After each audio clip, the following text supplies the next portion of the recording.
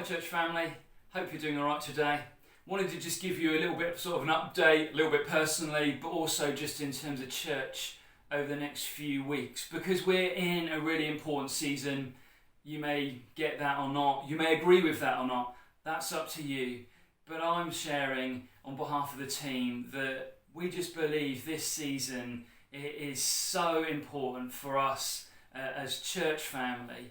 And, you know, with me going on sabbatical, there's that time for me to grow, and I want more of Jesus and want to encounter him and come back changed and different. But we believe this is an opening up time, a time of release, a time of walking into destiny, which requires humility and which requires putting Jesus first.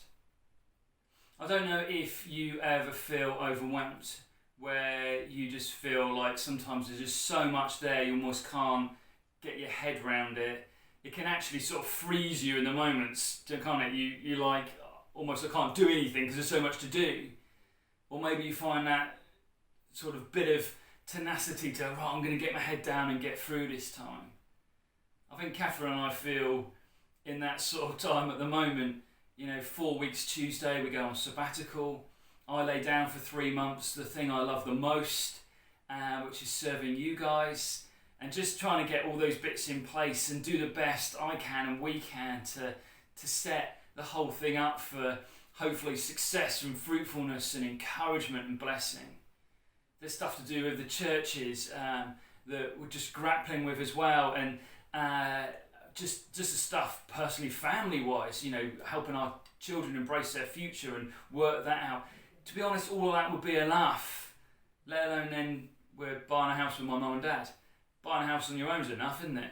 But finding that place, not merely of what we're doing financially and how does it look and how do we want to operate and how can we agree, but also we know it's a God thing, and finding that coming together of, Catherine and I and the kids' heart for a mission base and what my mum and dad desire in terms of expressing revival and expressing church and the life of Jesus Christ, and that's something we've had to do a lot of work on, and we'll be sharing a little bit more about that in the coming weeks. But we're feeling in that place, let alone all the other stuff. What are the COVID stuff, the war stuff, the crisis in terms of finance stuff. It is quite a crazy time, isn't it? But what am I going to do? There's that great line that says, when the going gets tough, the tough get going. And, that can seem really inspirational. I don't know if I'm tough. I don't know if I want to be tough. And I don't know if that's a biblical statement anyway, to be honest. John Wesley had a very different view of what to do when the going got tough. He would say that tomorrow, I'm so busy, I've got so much on, I can't possibly spend less than 3 hours with Jesus tomorrow. He would start in a place and say, hey, I've got so much to do, I've got to spend more time with him. More time in the secret place, more time knowing him and praying things through and getting filled. Not very Western, is it?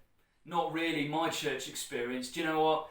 My church experience has been, really sort of that stuff. We know that's good, and really we want to pray and we want to meet as church and we want to worship, but it's somewhere down the line in terms of my priority list, because our priority list is what drives us. We can put lovely stuff and say, yeah, Jesus first and all these things, can't we? I can.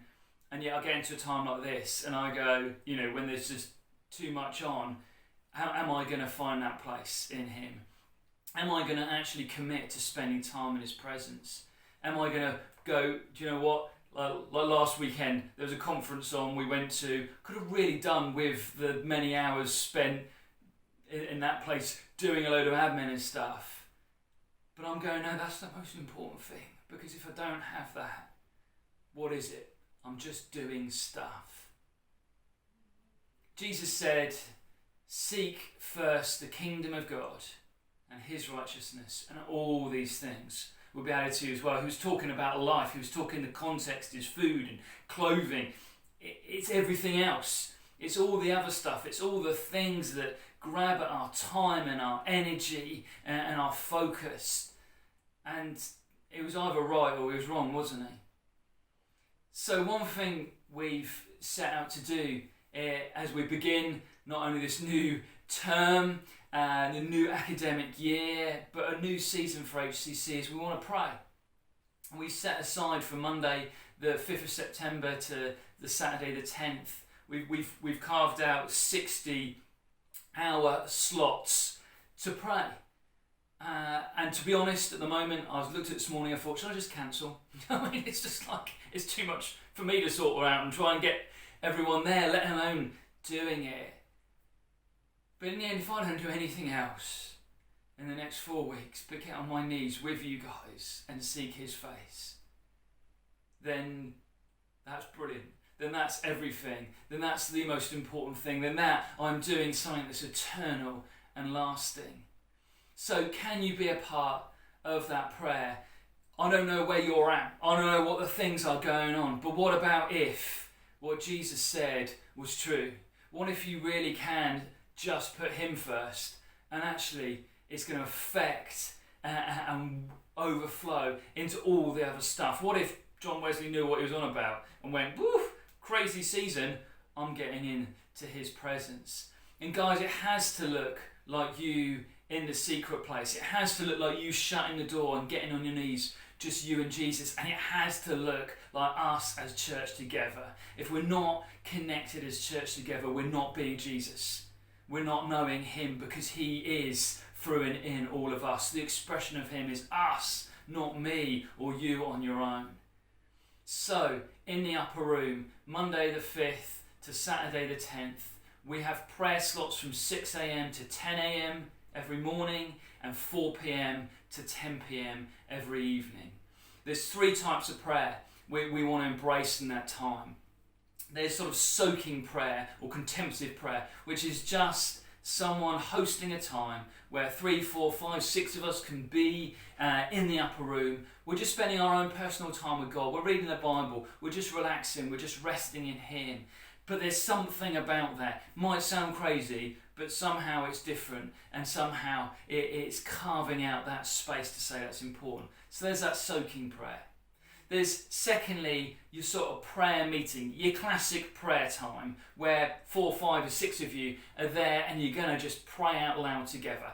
And maybe you just want to be led by what you feel from God, or you want to have a prayer focus. But secondly, there's that sort of prayer meeting idea. And thirdly, there's a time of worship. There's a time just to behold him, which is amazing prayer. Because if prayer is about relationship with God, oh my goodness, does looking at him grow my relationship with him? And often out of that place, I find myself wanting to pray and release things to other situations. So what we need, if this is going to work, is I'd love it if we could cover the whole 60 hours. To be honest, this morning I was thinking, should we just reduce it to 10? I don't know. But can we be a little bit radical? Can we actually go, I'm not going to do this thing or that thing, I'm going to go and pray? And what would be brilliant is if 20 of you could commit to 3-hour slots to host those slots, be they a soaking session, be they a prayer time, or be they a worship time. Could you host?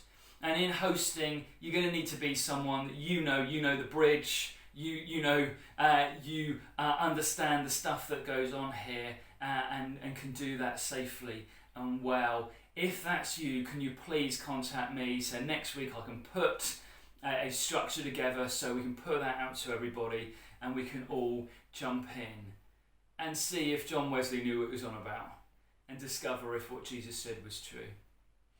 And finally, within all this, I just want to leave you with a little message from Molly and Steve Brown. They've gone out to Cambodia and they just wanted to say hi to you guys. So God bless, and look forward to meeting Jesus with you on my knees in the upper room. Blessings.